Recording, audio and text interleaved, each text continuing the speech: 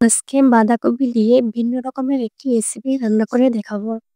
আমরা তো সবসময় বাসাতে বাঁধাকপি ভাজি খেয়ে থাকি। প্রতিদিন এক রকমের ভাজি খেতে খেতে কিন্তু আমাদের ভালো লাগে না। হ্যালো এভরিওয়ান, আসসালামু আলাইকুম। আশা করি সবাই ভালো আছেন।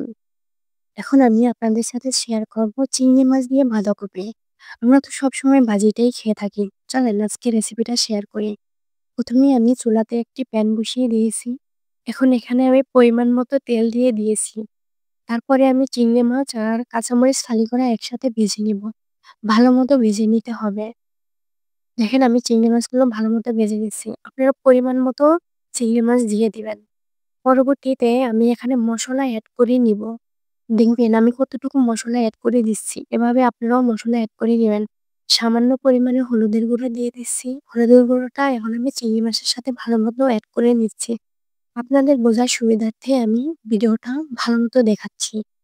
এখন আমি এখানে মরিচের গুঁড়ো এড করে দিব। ছোট চামচের হাফ চামচ মরিচের গুঁড়ো আমি এখানে এড করে দিচ্ছি। এখন এখানে আমি এড করে দিব জিরার গুঁড়ো। হাফ চামচ জিরার গুঁড়ো আমি এড করে দিচ্ছি। এখন আমি এখানে পরিমাণ মতো লবণ এড করে দিব।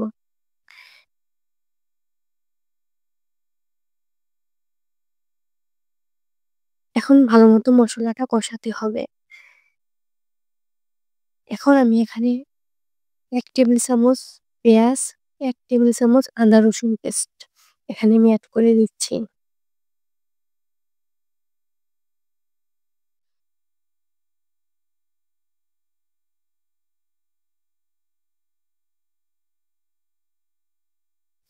এখন মশলাটা ভালো মতো কষিয়ে নিতে হবে।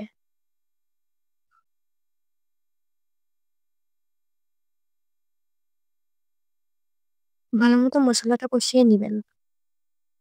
এ পর্যায়ে আমি কিছুটা পরিমাণ পানি এড করে দিব মশলাটা ভালো মতো কষানোর জন্য। এই যে দেখেন আমার কিন্তু মশলাটা ভালো মতো কষানো হয়ে গেছে।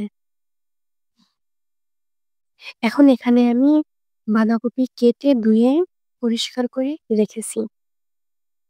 আমরা তো সবসময় বাঁধাকপি ভাজি খাই। আমরা সবার বাসাতে আমরা বাঁধাকপি কমন একভাবে ভাজি করে থাকি। আসলে এভাবে যদি আমরা বাঁধাকপিটা ভাজি করে খেয়ে থাকি ২ থেকে ৩ প্লেট অনায়াসে আপনারা ভাত খেয়ে উঠতে পারবেন। আমার মসলাটা কষানো হয়ে গেছে। এখন এ পর্যায়ে আমি বাঁধাকপিটা দিয়ে দিব।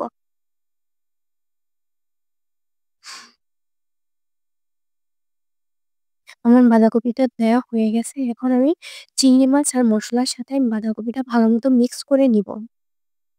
আমি কিন্তু এখানে এক্সট্রা কোনো পানি ইউজ করব না। আপনারাও এখানে এক্সট্রা কোনো পানি দিবেন না। বাঁধাকপি থেকে ভালো পরিমাণে পানি বের হবে।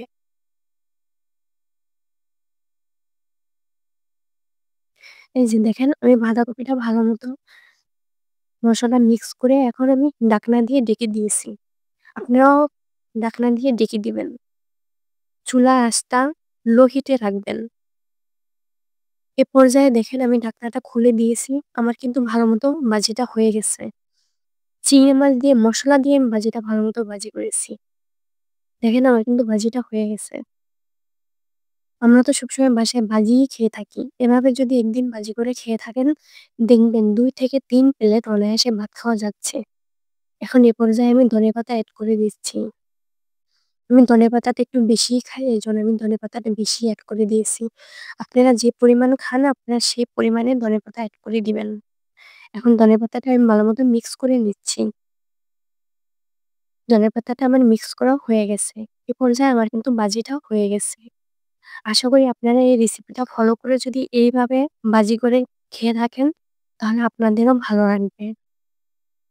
আমাদের ভিডিওটা যদি আপনাদের ভালো লেগে থাকে তাহলে আমার পেজটাতে একটা ফলো দিবেন এবং লাইক, কমেন্ট, শেয়ার করবেন।